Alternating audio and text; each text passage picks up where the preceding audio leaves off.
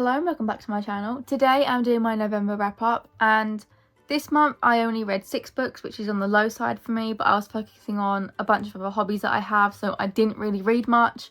I also wasn't really in the mood to pick up any books, unfortunately, but the 6 I did read were mixed, basically.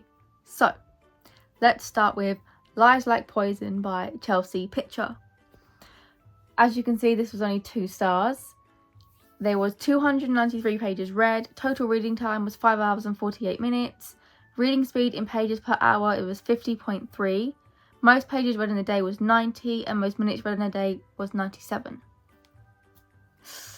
This was just not it for me. I've summarised my longer reviews that are on Instagram, so I will read the little paragraph out that I summarised. It doesn't really do it justice, so if you do want a more longer review to really know how I felt, head over to my Instagram. So, the book presented a promising premise involving a plotted murder that ultimately did not occur, only for a similar fate to befall the intended victim years later. Despite this intriguing concept, the narrative fell short due to its slow pacing and lack of character depth, which hindered emotional investment. Although there were a few plot twists, they felt cliched and predictable, undermining the suspense typically expected in a thriller. Overall, I was disappointed as I really wanted to like this book, but it just fell flat. I really wanted to like it. It sounded so good, but it was just so slow paced. It was cliche, predictable. I just couldn't get into it. I didn't really like any of the characters, not that much anyway. So unfortunately, it just wasn't it for me at all. You might like it. You never know. I always recommend all my books. Just because I don't like it doesn't mean you won't, so I will always recommend it just in case. So if you do like slower paced thrillers that are a little bit predictable and a little bit cliched, this is definitely right up your alley. Next up is Demons and Roses by Becca Westrup. As you can see, 5 stars. Pages read was 381. Total reading time was 8 hours and 44 minutes. Reading speed in pages per hour was 43.5. Most pages read in a day was 113, and most minutes read in a day was 165. I really loved this. It is honestly so good. I love a good like paranormal dark romance, monster romance, like incredible, and the edition is absolutely gorgeous. It's a Butterfly Book Club box. I unboxed it on a previous video, so be sure to check that out if you want to see what the book I am talking about. So let's get on to my little summary. This book is an exceptional dark paranormal romance that deeply engaged me from beginning to end.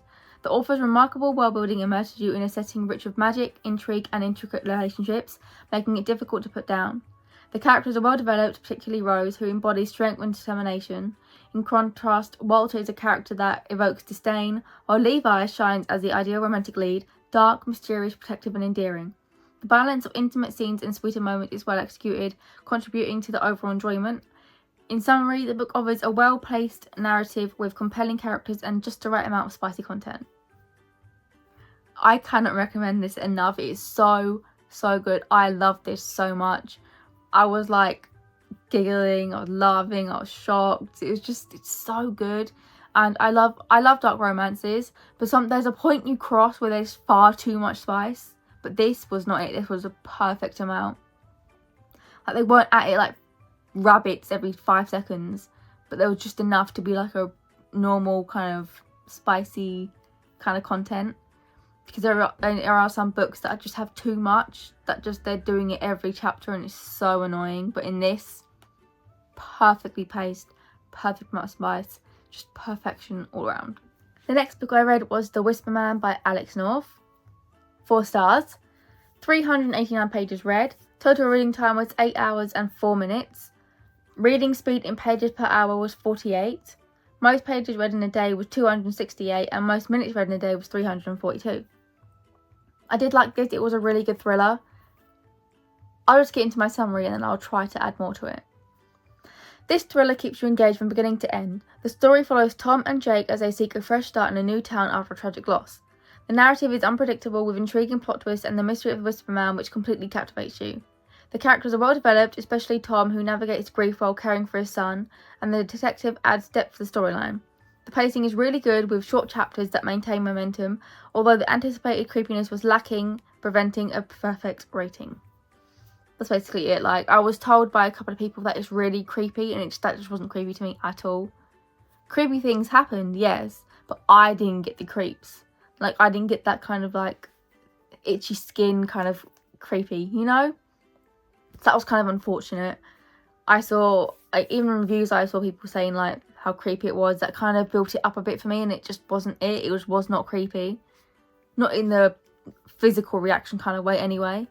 So unfortunately, that's why I took a star off, because it wasn't creepy.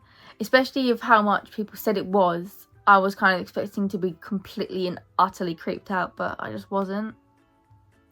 And I feel like the areas in the book that were creepy, they were a little, but not enough for me to have a physical reaction. So that's why it's only 4 stars and not 5. The next book I read was Sweet Little Lies by Karen Norden. As you can see, 5 stars. Pages read was 354. Total reading time was 7 hours and 20 minutes. Reading speed in pages per hour was 48.1. Most pages read in a day was 327, and most minutes read in a day was 414. I really love this so much, so I'll read my little summary and I'll try to add more to it. This book skillfully executes unexpected plot twists that continually challenge your assumptions, leading to a sense of shock with each revelation. The engaging writing style captivates you, which will leave you reading for extended reading sessions without even realising how much time has passed. The pacing strikes a perfect balance, gradually building suspense while maintaining urgency, making each twist feel plausible and rewarding. The main character, Lexi, is amazing. She endures significant challenges, including the death of her sister, yet remains determined to solve a case that others have dismissed. So good. Like, I was completely and utterly hooked. I really like this. I was trying to figure everything out. I was wrong quite a few times. There was a couple of things I was right about, but for the most part, I was wrong.